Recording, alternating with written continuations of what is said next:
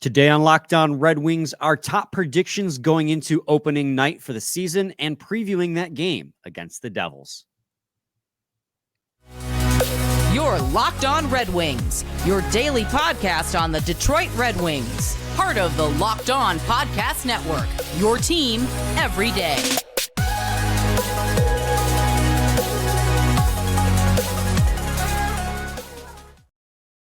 Welcome back to the Locked On Red Wings podcast. We are your hosts, Brian Fisher and Scotty Bentley. I'm a podcast producer for The Daily J, a WWJ News Radio podcast. Well, Scotty's a host over at Locked On Tigers, as well as a freelance journalist for the Detroit News.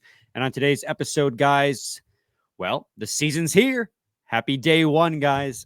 We're going to, in the second half of the show, preview the game against the Devils. We're going to try and remember how we do that. It's been all offseason since we haven't done a game preview. We didn't do any previews for the preseason games because they're preseason games. Impossible. Yeah. So we'll do our best to try and remember how that goes.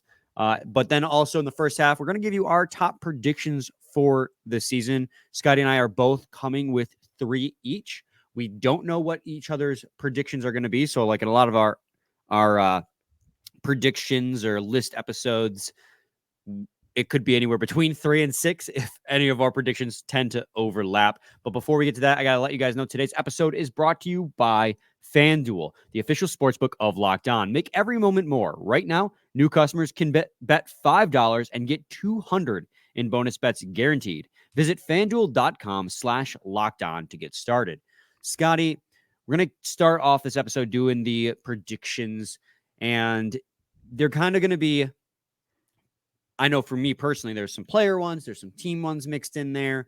But I'm going to throw it to you first. Why don't you give us your first prediction? These aren't bold predictions, mind you guys, because bold predictions just are like really shooting for the moon predictions that just never seem to happen. So we're going to try and keep them such a hater. realistic. Like it's been a personal thing for me since I was in like high school. There's nothing I despise more than just like, here's a bold take article or like show or whatever. Like none of these are going to happen. And it's just like bait to use as like a bad take later. Like I have never enjoyed them, but yeah, I think I'm pumped, man. I'm just so pumped for the season. And this is the most excited I've been going into a Red Wings season in a very, very long time.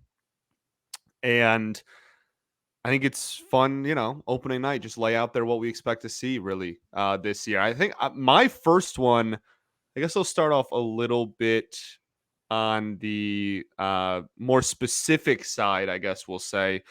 My first one is going to be, I think I've said it a few times throughout the preseason. I think Daniel Sprong is going to get minutes in the top 6, like relatively, I don't want to say legitimate. I don't want to say like he's going to be like the second line winger, like fixture, right, for most of the season. But I'm rather confident that he is going to get a real opportunity, whether it's due to just like an injury ahead of him or like whatnot. I think he's going to be, if something is to fall apart in that top 6 throughout the year, I think he's going to be the choice to move up and fill that spot. So that's going to be one of my first ones. I just have loved what I've seen from him so far in the preseason. I think he brings just an aggressive shooter, which is never a bad thing. That's going to be my first one. Is I think Daniel Sprong is going to get a look in the top 6 at some point. That's a really good one. I like that a lot because obviously we've seen it all preseason. Guy was firing the puck, and he's just been there in every single game, creating havoc and creating opportunities and finishing on those opportunities, kind of like Dominik Kubalik last year. And we've talked about that comparison a lot because both guys were brought in on a 1-year, I think Kubalik is 2-year deal, but on a short-term deal as kind of a prove-it contract. Same thing with Daniel Sprong, why he only got a 1-year deal, kind of a prove-it, like because he kind of broke out last year, had a 20-goal season. They want him to prove it again, be like, is this for real you? With Kubalik, it was more like, can you prove that you're the 30-goal scorer you were in the past? Slightly different situations, but comparable nonetheless. And early on, just like Kubalik, Sprong in the preseason just was killing it. Absolutely killing it. And Kubalik got top 6 looks last season. He did play top 6 minutes semi-frequently. He was inconsistent because, let's face it, he's not a top 6 player. But with injuries, roster got pretty thin at one point, too. Roster got pretty thin at one point. He was playing on the top line with Dylan Larkin. I remember I went to see one game. I can't remember exactly what against one team. It was either Carolina or Calgary I went to watch where he was playing on the top line of Larkin and scored in the first period, just streaking down the side.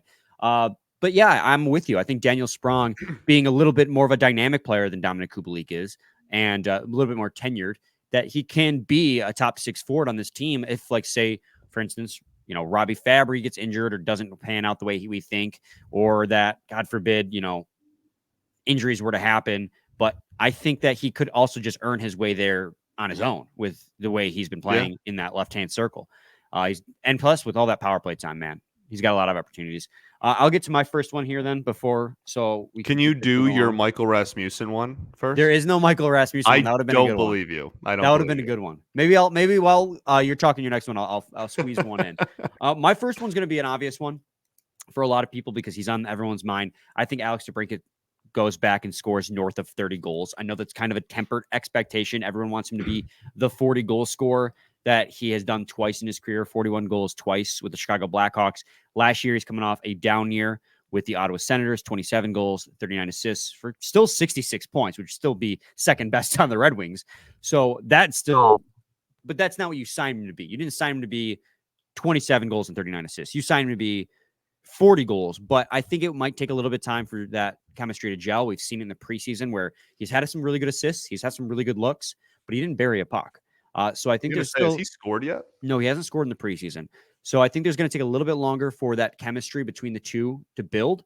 But I do think he's going to finish the season 30-plus goals, which I think is the bare minimum for what would be an acceptable season, given the expectations on his shoulders and what the contract you give him is. And in fact, I'll take it a step further. I'll say it's going to be a 30-30 season, 30 goals, 30 assists at the bare minimum for DeBrincat. Because if he scored more goals, and playing with Larkin too, man, that gives him an opportunity to get a lot of assists. So I think north of 60 points for him, but 30 goals for sure would be my prediction for Alex DeBrincat. Yeah, I love it, man. I like you said, we brought him in to put the puck in the back of the net. I'm certainly not worried about a lack of goal scoring in the preseason. That's not something I'm going to freak out about. But look, I think you could be right? Like it could be something where, they take a little bit to gel, but it also could just be like the preseason. And it could just be like, he goes out there and has like 2 on opening night or something. You know what I mean? Like it's not, I'm really, really excited for opening night just because it's the sign that like hockey's back and there's a lot of excitement and optimism and whatnot. But I also think that it is like I'm just as excited just to see everybody going at like full speed. Like I'm pumped to see the true lines, and I'm really just excited to see everyone play at like 100% speed and like actually trying like at 100% level. And I think that DeBrincat is going to be fine. And yeah, I certainly don't hate that prediction at all. All right, why don't you give us one more before we head to the break? My next one is going to be, which one do I want to do?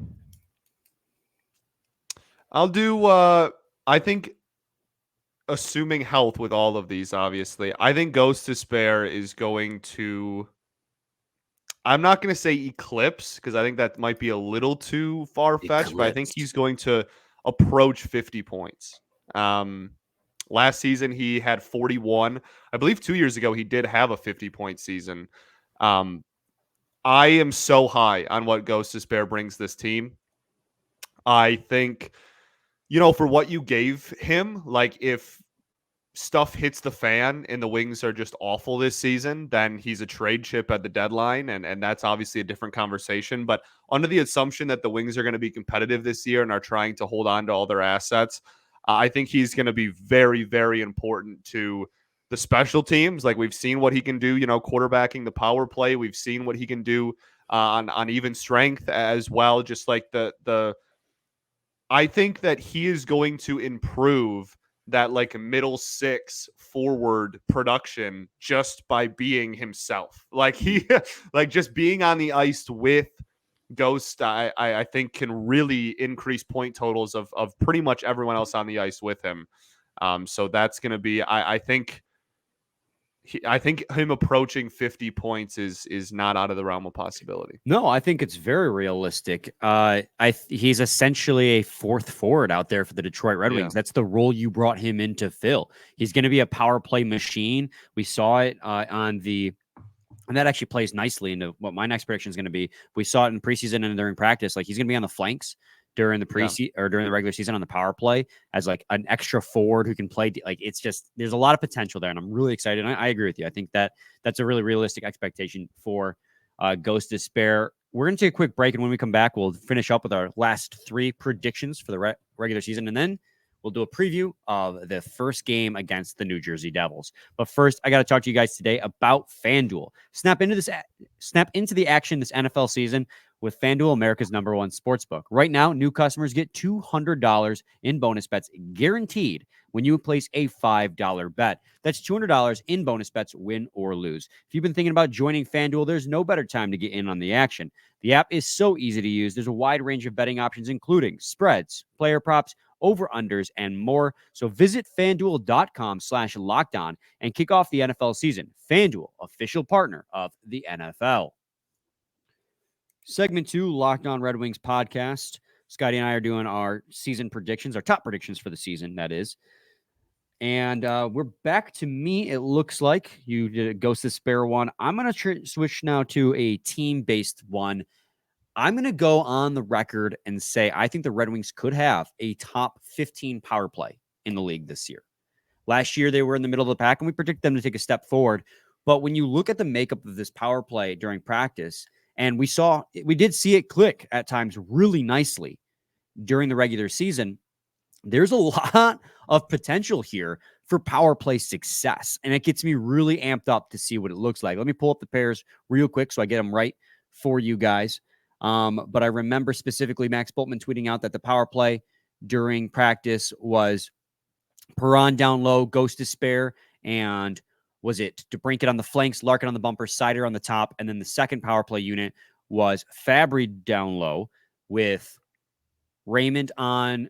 Was it Fabry down low or was it Raymond on the side? I'm still looking for these lines. I'm sorry, guys. I should have it all. Fabry was down low. You can just look in our DMs. You sent it to me. Oh, that's right. Good call. Look at Scotty. It was Fabry net front, Comfer on the bumper, which is the middle, Sprong, Raymond on the flanks, and Petrie on the point. And I think that those two power play units, especially power play unit 1, has so much good hockey IQ, puck movement capability, and scoring touch that they could be a lethal power play in this league. Like, if we were going to do a bold takes episode, because we did talk about it, I was going to say it was going to be a top 10 power play in the league. But since we're just doing our predictions, I think top 15 is not out of the realm of possibility. I mean, the fact that you're having Perron, who last year you had on the flank as that scoring touch, like, because he does have that rocket from the point, that left circle, and now you're moving him net front, which makes a lot of sense considering the fact that the dude can just, his puck protection capability and his ability to win those net front battles and corner battles is so, like, that's such a vital guy to have play net front, because usually your net front guy is also the guy who goes behind the net on the power play to pick that puck up. And then, of course, DeBrincat and Ghost Despair on the flank, they can both just shoot the ever-living hell out of the puck. Sider on the point, who's got this nasty hockey IQ, along with Larkin in the bumper, who also has playmaking ability and hockey IQ. And then you look at that power play 2, Fabry net front. Dude is as strong as he's ever been, if you ask Derek Lalonde. Comfer on the bumper, Sprong and Raymond on the flanks, and Petrie on the point. Still, the only part I'm a little, not that I only am saying this because I haven't seen it yet. I'm just unsure about Petrie on the point, and that's simply because I have not seen him on the point yet on the power play. Like, obviously, we saw it a little bit in the preseason, but that's preseason. I'd have to see it in the regular season to really make any conclusions. He's the only one I have a question mark on, but that's only because I lack personal experience watching him do it at the regular season level. But the rest of that power play unit, it's like, it has so much potential to score a lot of goals. I'm so pumped. Yeah, for real. And like you said, that kind of goes back to what I was saying with Ghost a little bit as well. Like that they added so many weapons on both sides of special teams, right? Like, they added so many players that can help the PK, and they added obviously a lot of players who are hopefully going to help the power play a ton. And I'm unbelievably excited. Those lines were the power play units were so fun. Sprong, Sprong on the edge is gonna make me feel some type of way. That really excited me. Yeah, man, I'm really pumped for the power play units as well. Yeah, absolutely.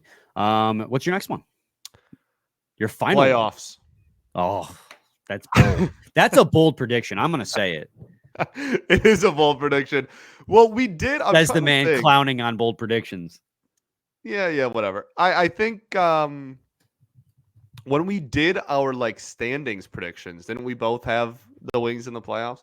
Yes, we did, and it is both bold prediction and not a bold prediction at the same time, because again, with how deep this Atlantic Division division is, there's going to be some teams that sink and some teams that swim, and it is both a bold prediction to predict them making the playoffs, but at the same time, it's not at the same time. No, I agree. I think the one I actually have written down here is just like another sizable improvement in points from last season. Yeah. Which is like a lot less hot takey, but like is still like a healthy sign. Like I know that a lot of people are like, we need to make the postseason this year, and I totally get it, and that's obviously what we're all hoping for. But with how difficult this division is, if we take another 5-point improvement from last season, that's like a massive step in the right direction. You're going to be in the playoff race until the very end of the year, and play some really exciting regular season hockey. So obviously we all want the playoffs, etc. But that's the one I actually had written down before I let it get to my head there. The preseason excitement, the opening night excitement is really getting to me. But yeah, I think just like another 4, 5, whatever it is, another sizable point improvement from last season is a massive step in the right direction, a good sign. Well, and what's really nice about this conversation is like last year saying that the Red Wings, and we got a little high on the Red Wings at some points last year, considering they went on that huge win streak, and we thought playoffs were actually possible. If you go back at American Thanksgiving, they were in the playoff picture. Well, what about American Christmas? I still can't believe that was something you said. Yeah. But I'm for real, going back to where we were this time last offseason, right before the season, our prediction was they'd be in the race like post-trade deadline. Like they would not get eliminated until late in the season. And that's what happened. This year, we're having a conversation about there's a reality where they could make the playoffs. It's going to be tough. We're not saying it's going to be easy, but like that it's there's a reality all the same. And that's really cool, which is why like it's a hot take or a bold take, but at the same time, it's not a bold take because you can see it happening. But at the same time, like some things have to go right. If they have 90 points and get eliminated from the playoffs with 2 games left, like I have a hard time believing that that's like some major failure of a season given the direction that this team's been heading over the last couple of years. I do think so. Last year, the threshold to get in the playoffs was pretty dang low, and I think a big part of that was the Bruins were siphoning so many of the points to themselves. Yeah. I think with the Bruins taking a step back, that threshold will raise. So because my third prediction I was going to have before you brought up Rasmussen, I was like, oh yeah, that's a good idea. Have a Rasmussen one. My third one I was going to have was that the Red Wings have north of 88 points, which was I had written down 88 to 91 points is what I had written down. And that's so that's really extremely that we had the exact same number. That in my mind is a successful season. That's a huge step forward. But I think that bar one that would have got them in the playoffs last year, they would have just missed. But I think that threshold for the playoffs is going to go up. I think this year the Red Wings will have to get somewhere between 95 and 100 points if they want to be a wild card team, because a lot of points are going to be redistributed this season because the Bruins aren't going to have 135 points. That's going to be 35 points that are going to be distributed amongst other teams, especially fringe wild card teams. So my final one, though, my real final one, is Rasmussen to 45 points. He was on pace for 42 points last season with a huge breakout year for him with the Red Wings. 56 games, 29 points, 10 goals, 19 assists. He broke his career high of 27 points in 80 games played from a season prior in 24 less games. I think he just continues that trend on an even deeper, because this is a deeper team than it was last year. He's going to be playing all over the lineup. He's going to be playing with a lot of talent, and I think he's going to provide that talent with more means to score. So, I mean, he's not ever going to be like I don't know if he'll ever be a 20-goal scorer in this league, but I could see him with the way he plays the game, that gritty in the corner style, that physical style. He has a nice shot, too. Let's not forget that. But, I mean, I could see him being like a 25 30 assist guy with like 13 to 18 goals a season. Just I'm feeling it, man. I'm thinking I know 45 you are. points for Michael Rasmussen. He was so vital to this team's success last year. And I don't know if it's coincidence or just proves how vital he was, but after he went down with that knee injury, the team wasn't the same. Like they completely collapsed after he got injured because he provided that physical edge, that puck protection, like a lot like what David Perron does, but with an extra, obviously Perron has an extra scoring touch that Rasmussen lacks. But man, I'm just so high on Michael Rasmussen. I think 45 points. It's going to be so awesome when he gets a secondary assist on opening night and then Brian tweets out Michael Rasmussen's a point-a-game player. That's going to be so cool. I'm going to do that too. Absolutely. I'm going to do it first now. I'm going to steal your thunder, and I'm just going to do it before you. So I'm going to just call you a bandwagoner. Aggressive. All right. We're going to take a quick break, I guess, and then we'll get into our game preview for the New Jersey. You want to preview Devils. a hockey game? Let's preview a hockey game. How do we do that? Baby. I forgot how to do that. But first, I got to talk to you guys today about the Sleeper app. The NHL season is finally here, at least for the Red Wings, and you guys are all Red Wings fans. We know that. You got to check out the Sleeper app. The Sleeper app is the official daily fantasy app of the Locked On NHL Network, and it's my go-to for daily fantasy sports and especially daily fantasy hockey. With Sleeper, you can win 100 times your cash on daily fantasy. The NHL has never been more exciting than it is now with studs like McDavid, Ovechkin, Matthews, Makar. Did you see Bedard get an assist last night? Only about 50 times. He's a point per game player, Scotty. Let's go. Well, you know what? Let's throw Moritz Seider in the studs mix because he deserves to be there. Yeah. I think breakout season. That's our seventh prediction for the season. Moritz Seider breaks it out in the middle of this ad read. So just pick more or less on stats for these stars for goals, assists, saves, plus, minus, and more. You heard me. Red Wings fans, 100 times payout on Sleeper. So start paying attention and get your picks right now, and you could win big. Use promo code LOCKEDONNHL, and you'll get up to $100 match on your first deposit. Terms and conditions apply. That's LOCKEDONNHL. See Sleeper's terms of use for details. Segment 3, Locked On Red Wings podcast. You know, it is kind of funny, Scotty. Neither of us mentioned Seider in our predictions. I mean, obviously, we did it in the ad read there, and it was half joking, but I'm also half serious. Like, I think Seider is posed to have like a huge breakout season. Not that it's weird because his coming out season, his rookie season, he was already great. He was great in the second half of last year, but I do really believe if I do want to add a serious extra prediction, he could take another huge step forward this year. I mean, get back to that 50, be in that 50 plus point range, 50 to 60 points, bulk of which are assists, I think is completely in the realm of realism for There's a him. lot of guys that are poised to take a big step forward, and they're season. not all going to happen. It's just a matter of which ones do, right? Like Raymond, everyone's kind of expecting for a big jump in year 3. Seider, everyone, is we just talked about. There, you can go DeBrincat, obviously, coming here is everyone's expecting a bounce back season. Fabry fully healthy, go down the line. There's a lot of people that have quite high expectations and people are banking on, either bounce backs or big steps forwards, etc. And we're about to find out which one of those come true and which ones don't. Absolutely. Okay, Scotty, let's get into our game prediction, game preview for the first game of the season. First game, baby. If you're just expecting this to be a cakewalk to start off the season 1-0, that is certainly not going to be the case. Yeah, and I mean, if you missed our standings prediction episode, I predicted the Devils to win the Metropolitan. Metropolitan. The Devils being the greatest hockey team of all time. Okay, calm down. I said that they're going to win the Metro Division, which I think is very realistic. Now, to be fair, the Devils did have an incredible start to the season where they won 12 games straight. I don't know if they're going to be able to do that again. Yeah, but they're still an amazing hockey team. Jeez, they won every single one of their preseason games. That's actually nutty. But they, like you said, Scotty, they are an incredibly deep roster. From Nico Hischier, Jack Hughes, Curtis Lazar, Dawson Mercer, Jesper Bratt, Eric Holla, Thomas Nosek, Andre Palat, just up and down this roster, they are stacked. And they just extended Lindy Ruff as well. As of the day we're recording this on Wednesday, he's been extended. I mean, you talk about a litmus test, some teams, you kind of have some easy teams on the schedule to begin the season, and then like you look a few weeks ahead and you're like, this is the game, this is the team that this team's going to face, and we're really going to find out if they're actually as good as we think they are. Well, the Red Wings get that game number 1 with the New Jersey Devils, which is crazy. I mean, we talked about it last year going in. I thought they were like a year or two away from really breaking out, and then they broke out, and they're scary. They are a scary freaking team, man.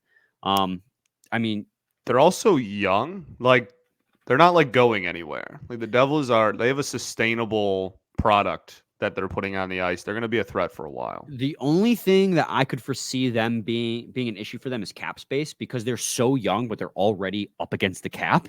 Yeah. And a lot of their players are RFAs. Fat contract to Dougie Hamilton, and like there's definitely some money out there for sure. Yeah, I mean, Timo Meier, Jack Hughes, Jesper Bratt, Nico Hischier, Andre Palat, Dougie Hamilton, like you said, John Marino, Jonas. Hamilton's not playing, by the way.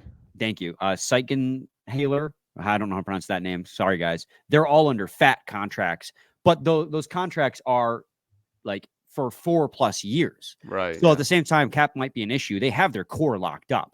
So it's going to be those pending RFAs. They might end up losing some youth and some depth in the seasons coming up. But in the here and now, they're going to be a really, really, really good team. So when it comes to predictions, Scotty, I mean, it's the first game of the season, so we don't have a lot of data to pour over when trying to predict how this game is going to go or preview how this game is going to go. But how many forwards do the Red Wings dress? That's a good question. I think Derek Lalonde was serious, obviously, when he said he was going to run 11 forwards. I think he actually does it because, and as people have pointed out to me, the Tampa Bay Lightning, where he came from, they did it quite a bit. Like that was the Tampa Bay Lightning's thing: 11 forwards and 7 defensemen. And I think that he does it. I forgot about that. I think that he ends up going that way. And I think, again, also part of the reason is because of the fact that the Red Wings defense, he hasn't like figured out the pairs. And so he's just trying to figure it out as the season's early ongoings commence. But when you're trying to beat this team, you kind of have to hope you can suffocate them, because you're not going to be able to outshoot this team. This team is a high goal scoring team. I believe last year they were like a top 10 team in goal scoring. They're a top 10 penalty kill, top 15 power play. They were top everything. Such a good hockey team. They averaged almost one entire goal more than the Wings a game. Yes. Last season. I mean, if you're the Red Wings, the way you're going to beat this team is by suffocating them, making it hard for them to get those chances in the offensive zone, which I think is perfect because that's exactly the type of game that Lalonde wants you to play. A very defensive style of hockey, where your other team doesn't get a lot of quality scoring chances, kind of bend, don't break scenario, and then take advantage of the opportunities you receive going back the other way. So, I mean, I think that there is a kind of a puzzle piece fit here for you could be the kryptonite to this team, but also they could just merely overwhelm you with just the sheer lack of talent that they have, because they are a better roster than the Red Wings. Red Wings are a very deep roster, deepest it's been in a long time. But the top end talent on this team, that top 6 is freaky. Like between Hughes, Bratt, Hischier, Andre Palat, Meier, Toffoli, Hall, like that's like their top 9 right there, and that's just crazy. It sure is. Like I said, this is a heck of an opening night test, man. I think that. I'm excited to see Husso in net for a regular season game again. I'm really hoping that he gets off on a strong foot. Right, last year he obviously started off the season hot as well, but I think that that's pretty important. You know, if he can get a good outing under his belt against a really good Devils team, that's important. But yeah, really, my biggest thing in this game is we'll see how the offense looks. We'll see how the new lines look, etc. But I'm like very fascinated in how this defense is going to look just in general. Like we still, I mean, preseason included, like we really haven't seen all of the lines play like together and play with who they're going to play with, the pairs rather, who they're going to play with and whatnot. I'm like pretty fascinated as to not only who's going to play with who, but like we said it a lot, you know, this defense didn't have the most stellar preseason in the world. Obviously not, again, 100% personnel match, but this is a really, really tall task on opening night for a defense who has yet to play a game like all together yet. So I'm pretty fascinated in how they're going to look and how Huso looks. Yeah, I think that's kind of my biggest thing. The Wings, I think, are plus 215 underdogs in this game. Over under is 6.5, like it usually is. Devils minus 273. Yeah, it's gonna be a tough one. They're gonna have to come out in New swinging. Jersey too, right? Like the Devils went 27-16-4 at home last year. Like it's just it's not going to be a cakewalk, man. But at the same time, it's hockey, right? And any given day that you could go out there and win that game. And they did it last year. The second game of the season was in New Jersey, and you won, I think, 5-2. So it's not as if they just can't do it. It's hockey, and on any given day, any team could win. There's a lot of. That's the fun part about opening night, too, man. So with that being said, I mean, I think if you're going to win this hockey game, you're going to need big performances from the top guys: Seider, DeBrincat, Larkin, Sprong. Which, speaking of, your lines for practice, which seem to be probably your lines for tomorrow, barring the decision to go 11-7 or 12-6, are the same as they were the other day. It's DeBrincat, Larkin, Perron, top line, Fabry, Comfer, Raymond, second line, Rasmussen, Kopp, Sprong, third line, Kostin, Veleno, and Fisher, fourth line, Wollman, Seider, Sherratt, Petrie, Mata, Ghost Despair, Hole rotating. So that third line, who's pairing. Who's going to double shift? So from what I understand is like everyone double shifts. They all take turns taking an extra shift, so nobody ever gets too drawn down to the ground. Sure. But that fourth line takes a pretty short shift, like 30 to 45 seconds, just for everyone else. I say you put Ghost on the right wing and see what happens. Well, what's nice about that idea is it sucks because it means your fourth line is getting like next to no ice time, but what it also means is your top 9 is getting extra ice time. So you're having your better players out there, especially your top line, out there more often. So I do see the merit in it. It just stinks for whoever the odd man out on forward is, and it sucks for that fourth line because it means you're not getting a ton of love. But, I mean, that's hockey, baby. Got to fight for your jobs every single night. Anyways, Scotty, anything else? Who scores the first goal, NHL, or of the Red Wings season? First goal. For the Red Wings, I assume? Yeah. Michael Rasmussen. Of course. I shouldn't have even asked. Dumb question. Okay. Now, what about you? Daniel Sprong. There we go. Okay, we stick with our narratives. I love to hear it. All right, guys. We'll see you tomorrow with a post-game recap of game number 1. Crossing our fingers that it's a W, but we'll see you then. Scotty, any final thoughts? Get off on a strong foot. Start off 1-0, baby. Start off 1-0. We ball. There we go. And we'll be back tomorrow. So stay tuned. Same time, same place. It's your team every day. Every day.